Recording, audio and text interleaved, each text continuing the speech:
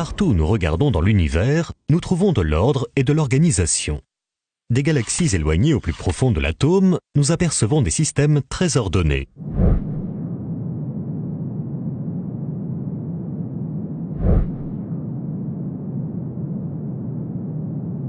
Et d'une manière générale, notre bon sens et notre saine nature reconnaissent que des systèmes ordonnés ne proviennent pas du hasard.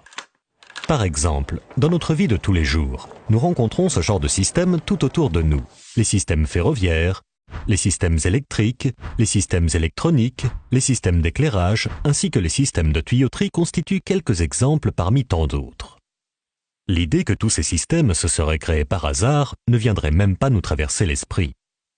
Car, confronté à l'organisation complexe qui domine dans tous ces systèmes, notre raison reconnaît naturellement que le hasard ne peut pas être impliqué. Alors, n'est-il pas raisonnable de penser la même chose d'un système aussi ordonné que l'univers? Prenez un tas de planchettes Kapla par exemple, et lancez-les vers le sol. Pensez-vous pouvoir obtenir par hasard une organisation bien structurée?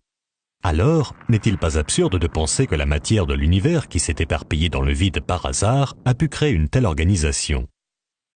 Ou bien imaginez une reproduction miniature du système solaire dont les planètes seraient représentées par des billes qui tourneraient grâce à un système compliqué d'engrenages et de courroies. Serait-il possible de vous convaincre que cette reproduction s'est créée par hasard?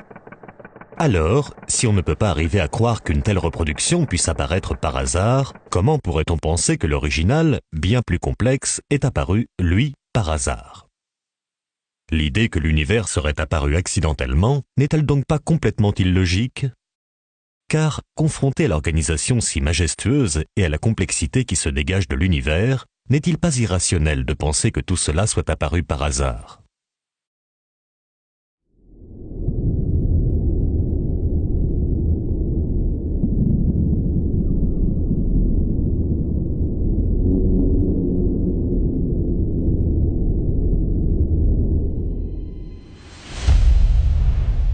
Toute espèce vivante est composée de milliards de cellules environ 1000 fois plus petites que les dernières phalanges de votre main. Ces cellules représentent la base de la vie et sont considérées comme la forme de vie la plus basique et la plus simple. Malgré tout, si on pénétrait par l'un des orifices d'une cellule vivante, on découvrirait un monde d'une complexité ahurissante sous le règne d'une technologie très avancée. Toutes sortes de machines semblables à des robots se présenteraient à nos regards dans toutes les directions. Par exemple, les molécules appelées kinésines ressemblent à des robots avec des jambes et des bras. Un peu comme des facteurs, leur rôle est de délivrer des paquets de protéines d'une partie de la cellule à une autre.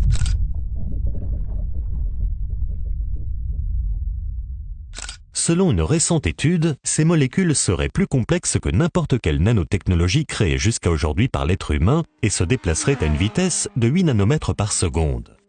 Cette vitesse correspond à notre échelle à la vitesse du jet supersonique Thrust qui vient récemment de dépasser le mur du son. Autre exemple, avec l'ATP synthase, un générateur high-tech d'énergie dont le rôle est de fournir l'énergie dont a besoin une cellule vivante pour vivre. Perçu comme l'une des merveilles du monde moléculaire, il s'agit du plus petit moteur rotatif au monde.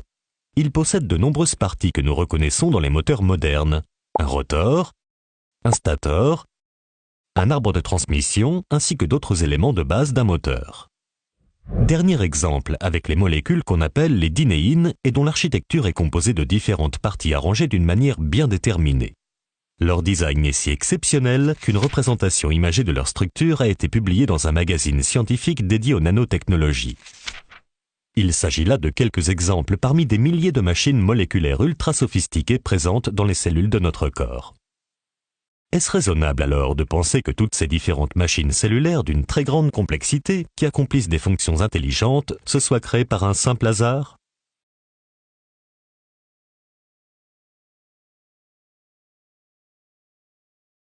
Avec ce qui a été découvert par la biologie moléculaire et ce qui a été découvert par la génétique, je connais plusieurs scientifiques célèbres en France qui sont tellement impressionnés par ces données,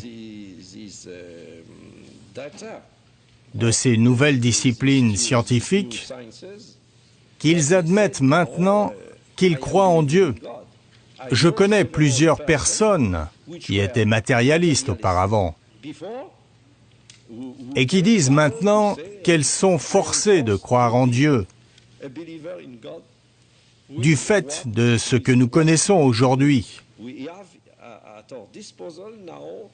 concernant l'organisation de la vie et l'organisation du génome et d'autres choses similaires.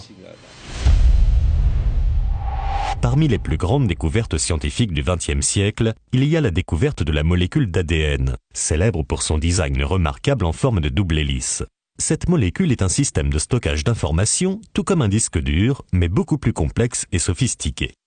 Par exemple, tandis qu'un disque dur stocke des données à la surface, la molécule d'ADN, quant à elle, stocke l'information en 3 dimensions.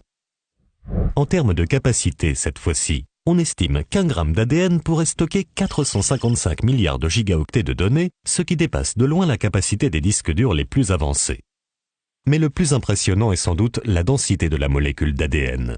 Cette molécule est si compacte qu'on estime que si l'on alignait côte à côte tout l'ADN présent dans notre corps, la longueur atteindrait 100 fois la distance entre la Terre et le Soleil. L'ADN est donc une banque de données incroyable qui surpasse de loin n'importe quel système de stockage inventé par l'être humain jusqu'à ce jour. Mais vous n'êtes pas au bout de vos surprises. Chaque seconde, des milliards de machines moléculaires copient votre ADN en molécules d'ARN afin de créer par la suite des protéines. Dans ce processus de création de protéines, divers éléments chimiques travaillent ensemble en parfaite coordination.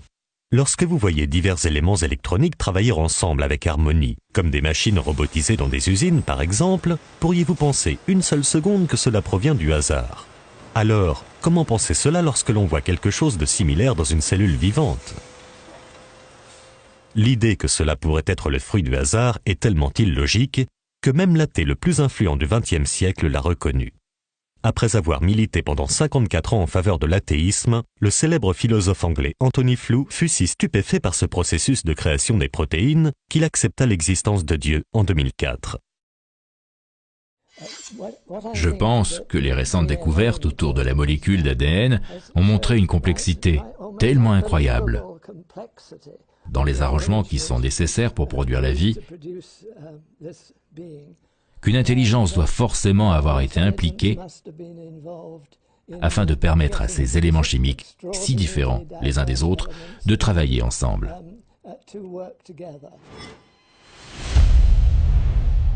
La raison humaine reconnaît de manière innée que toute création suppose l'existence d'un créateur.